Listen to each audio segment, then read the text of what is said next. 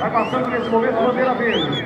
Passa ali pelos 5 pilotos que estão mais ao lado esquerdo do gate de largada, direito para quem está na câmera. Passou bandeira verde. Vem aí o procedimento que a galera viu como funciona. Placa de 15, depois vira para 5. E o gate baixa. Serão 15 minutos, mais uma volta. Preparem seus corações. Vai subir a placa indicando 15 segundos. Entramos em contagem regressiva. Sobe a placa indicando 15 segundos. Em regressivo para a largada. Vamos fechar a quinta etapa do campeonato penúltima do ano Arena Cross. O evento que conquistou o Brasil.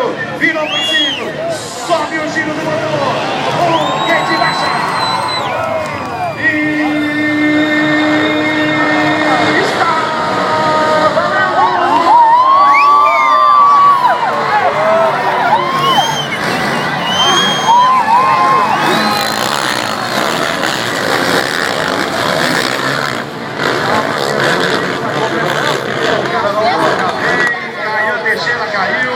Começa a corrida aqui, o Caldas e o Gringo na ponta.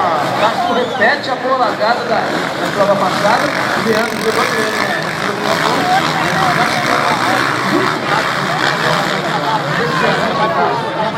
Aí o piloto número 20, Anderson Cidade, pela terceira posição, largou muito bem. Entra agora partindo pela curva da vitória e está ensinando bem Roberto Castro. Ensinando bem.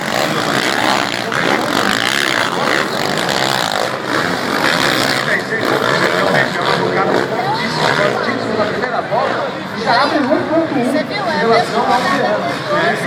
Quem ficou mal aí, que é o Leandrinho Ramos, já pela quinta posição, largou muito mal o Jean e vai correr atrás do prejuízo agora para o outro final peso. Roberto Castro, o primeiro colocado na bicicleta de 191, já venceu a primeira corrida do dia. O Castro, no total de 24 voltas antes, abriu 8 segundos em relação ao Gianzinho, que cometeu alguns erros.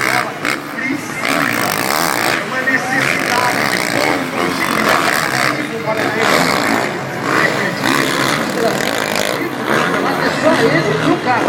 O líder é o caso com 139 pontos e o Janzinho com 131. Então só os dois foram bem juntos agora no novo.